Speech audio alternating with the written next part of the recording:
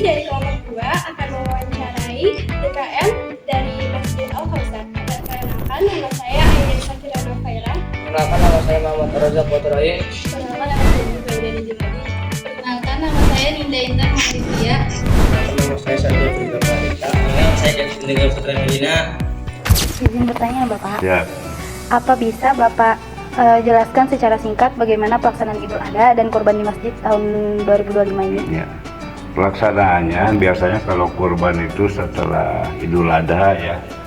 Nah, kalau Idul Adha sendiri kita kan manggil imam yang dari luar gitu, bukan tidak imam setempat di sini.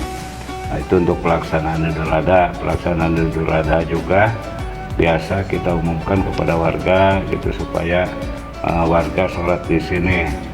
Yang kedua masalah apa tadi, Idul Kurban ya. Nah, Idul Kurban itu dilaksanakan 1 hari setelah sholat Idul Adha itu supaya waktunya lebih senggang, lebih leluasa. Lalu berapa jumlah hewan kurban yang diterima tahun ini? Yang tahun kemarin itu 8 sapi, terus kambingnya domba ada 14. Itu tahun ini ya Pak? Iya, tahun ini, tahun 2025 kemarin. Ya, Pak, saya rasa cukup. Iya. Terima kasih banyak ya Pak. Iya, baik. Assalamualaikum Pak. Waalaikumsalam. Saya izin bertanya Pak, bagaimana proses pendaftaran peserta kurban dan pengelolaan dana kurban di masjid ini bagaimana? Ya, untuk proses para pengurban ya, biasanya masjid bikin pengumuman berupa spanduk, berupa banner, flyer gitu, diumumkan kepada warga masyarakat. Begitupun diumumkan di masjid pada saat sholat Jumat atau sholat jamaah gitu, terutama subuh biasanya diumumkan. Untuk pengelolaan, masjid membentuk panitia, ada ketua, ada sekretaris, ada bendahara gitu ya, di mereka yang mengelola. Ya, lalu bagaimana cara masjid memastikan hewan kurban memenuhi syarat syariat? Oh iya, kita sebelum membeli itu kan ada syarat-syaratnya. Misal umur, kalau untuk sapi 2 tahun, terus tidak ada cacat gitu ya, hewannya harus hewan yang bagus, yang memenuhi syarat menurut syariat Islam, termasuk sertifikat sehat hewan.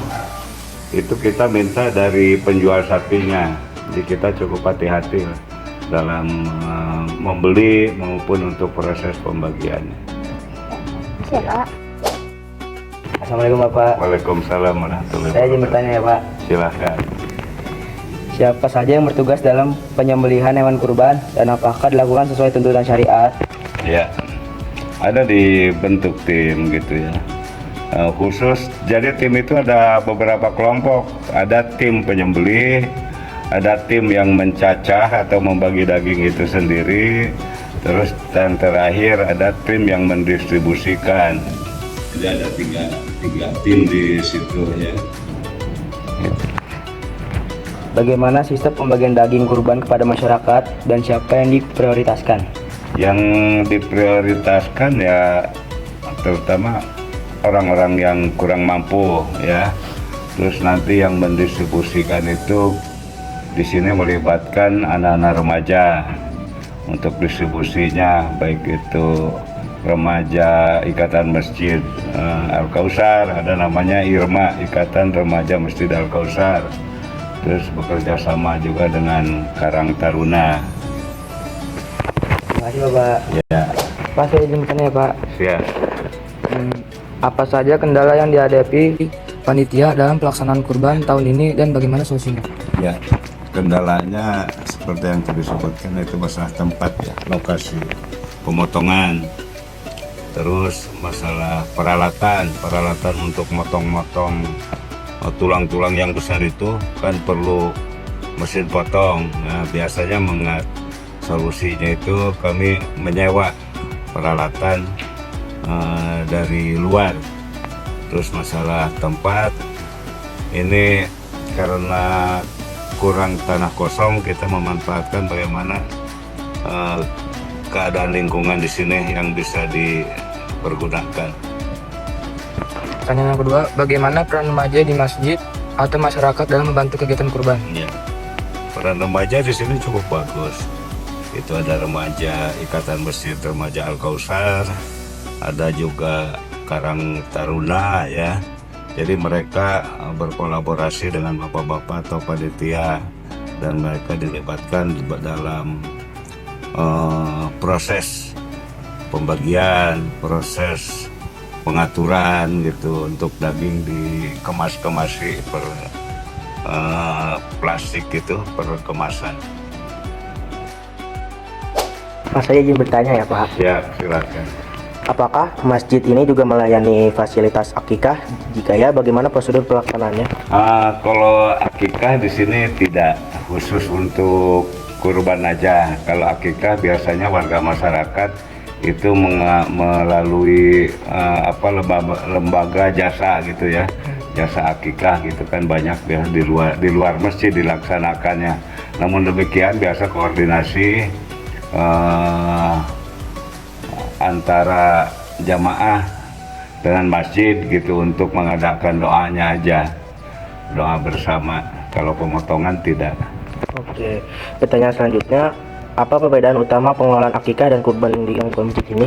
Ya, pengelolaan akikah kan sebagai wujud rasa syukur Allah telah memberikan putra atau keturunan gitu kepada kedua orang tuanya, lantas orang tuanya mengadakan baca bersama, memotong hewan akikah supaya dengan harapan anaknya menjadi anak yang soleh atau solehah. Terima kasih ya Pak. Bapak, saya izin bertanya ya Pak. Pertanyaan saya, apa masjid memberi pembinaan atau edukasi kepada jamaah tentang terkait kurban dan akikah? Ada khusus untuk tenaga ahli ya, tukang potong, tukang bagi gitu. Itu Masjid Al-Kausar mengadakan training kerjasama dengan suatu lembaga. Biasanya sebulan sebelum Idul Adha itu training sudah dilaksanakan. Begitupun untuk jamaah bagi yang ada waktu dipersilakan membantu dan ditunjuk sebagai panitia ya. Kalau untuk Bapak sendiri, ada rencana atau harapan untuk pelaksanaan kurban di tahun berikutnya? Ya, harapannya tahun depan mudah-mudahan lebih bagus gitu ya, karena kemarin ya cukup untuk 3 lingkungan ini kan 3 RT 9, 10, 14. Kemarin motongnya ada 8 sapi, 14 kambing gitu, sehingga bisa berbagi ke luar RT sekitar yang tadi saya sebutkan itu. Terima kasih ya Pak. Sekian video wawancara dari kelompok kami, kurang lebihnya mohon maaf. Wassalamualaikum warahmatullahi wabarakatuh.